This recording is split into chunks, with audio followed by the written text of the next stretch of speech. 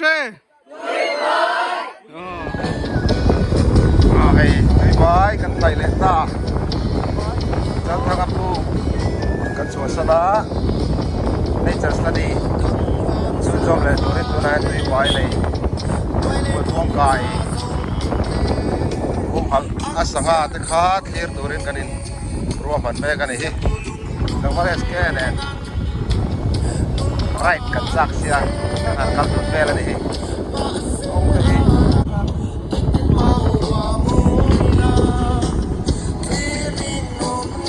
hey hi thế nào vậy à sẽ xuống năm môn chuyện rằng là lũ cột khá đấy á cắt thang khứ phải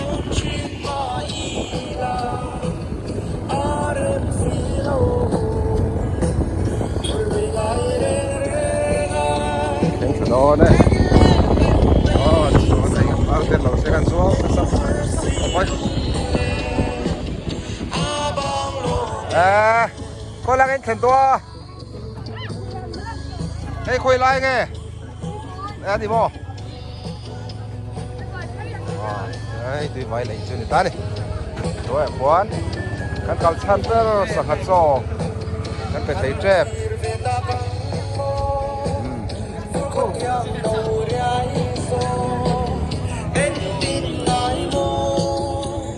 chế rồi thế cả thằng ốc cái thầu thêm một số Miss Lucy khi lại khi thà là cả lăng mun em mấy ra khó bắt thum luông pồn ram bồi buông ram ngô pa ram khan ram bắt thum in sen tập cái này hey thì ra thiên này á có gần cái PS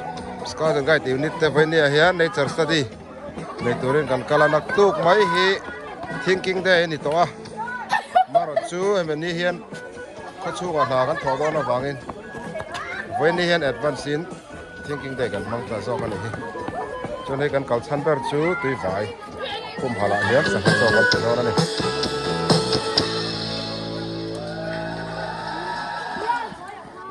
lẽ tầm khúc mê hay lại tùy phải lẽ hay là hùm họ là khu cho tiêu trái lan bé khu ấy sập mày khu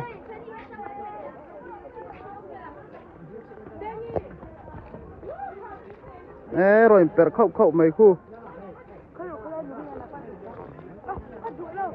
hey túi vải lùi anh hay hi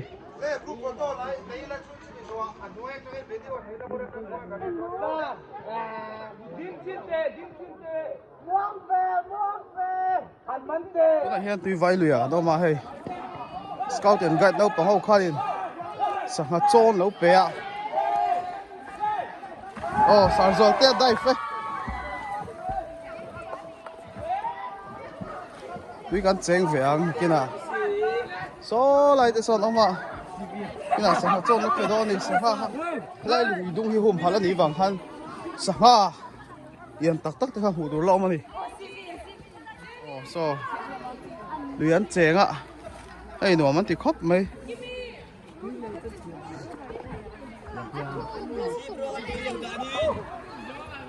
số lại số lần này quá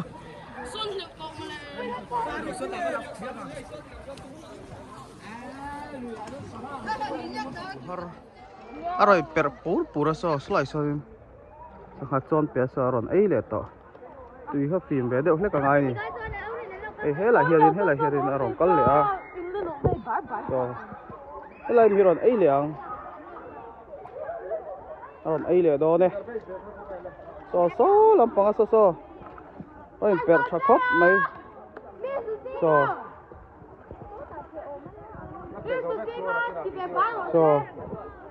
lại so điên so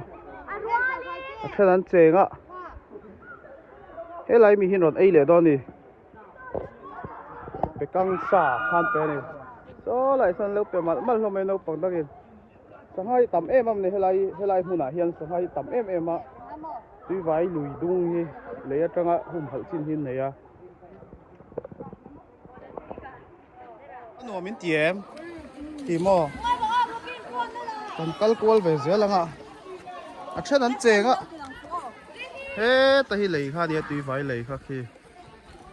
ê ta hiện thiên là ôm ạ ôm rút mày à số lắm bà số còn thấy lắm càng Hãy subscribe cho kênh Ghiền Mì Gõ để không bỏ lỡ anh đùa mình tìm hiểu khop mày sao số là số hiệu quá mày lùng chung cái lâu em ạ lại hít thuốc bắc lâu nè thế làm bằng hít thuốc đâu ạ anh sử na sa thuốc làm bằng số đến thời gian chèn ngâm lâu hay anh chuyển tới túi chèn khăn lâu khi ra số làm bằng à bao giờ nó mà số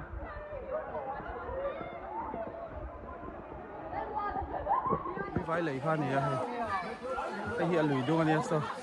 anh thì phim về là nè đã thấy con ê làm bằng hạt thế nó mà chân thật tuy phải lấy à môi khóc mấy chả làm bằng đèn thấy chơi thì qua dính về pha cả nó mà còn thi ra nè còn thi qua dưới là tiền ê làm bằng hay nó mà lụt à ê anh đùa khóc này số là mà sao ôm mà hey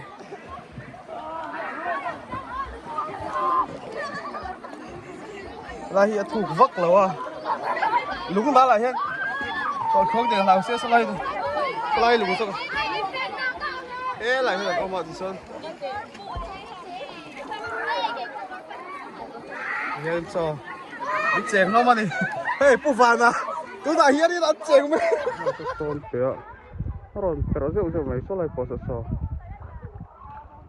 pero nó sẽ không mấy à chúng ta trong chơi hũ chưa nữa thì ra rồi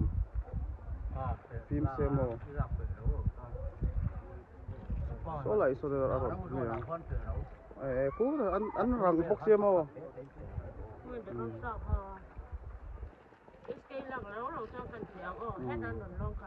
rồi đây đòn rồi per thorap thôi hoàn tầm khóc mới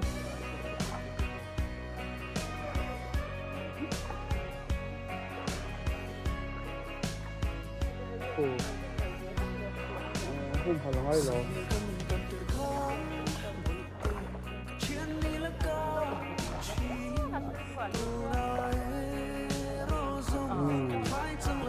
bây giờ là đi bộ này thôi ngủ nằm khóc lại rồi rất mệt thôi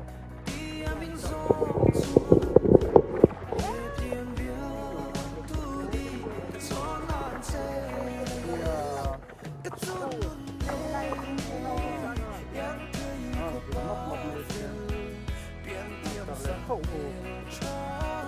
ta lấy đâu là cái lòng đường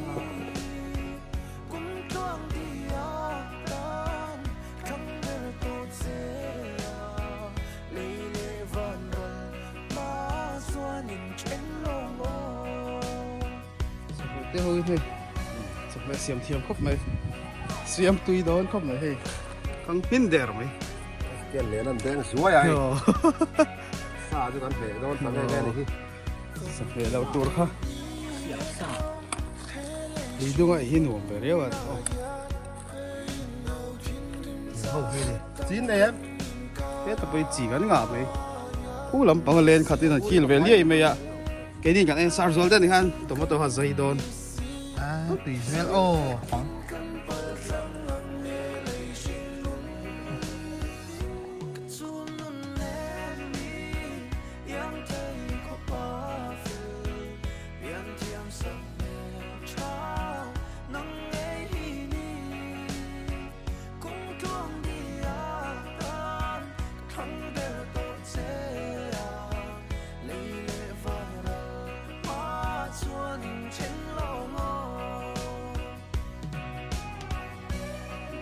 tắc hay lâu ôm lại lại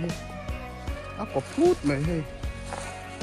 kinh cái liền đấy về chung vào gần luôn thì kia cô lại phần mà cô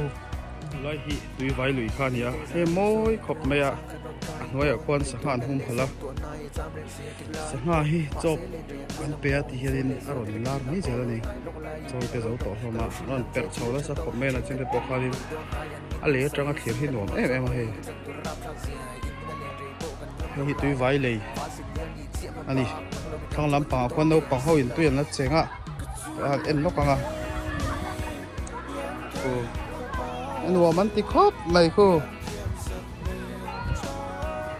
lại phụ thuộc lâu á còn chân về là nhỉ á cái trong căn phố tỏ đó nè nó bằng hậu anh xem rồi á lấy khá nè á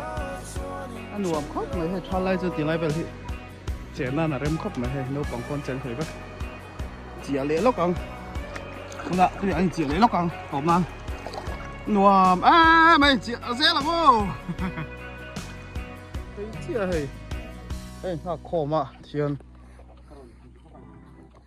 hey là mà hiện motor gần lăng hạ cái này sar rồi thế hậu thế hey ai nón khoa nè à mỗi khóc mấy khi lâu lắm bằng túi lắm chắc lắm bằng hiện vắt đuôi mẹ mà sẽ khám răng thế là ngã khi à bụi lẽ mày bụi tắc cái này bụi tắc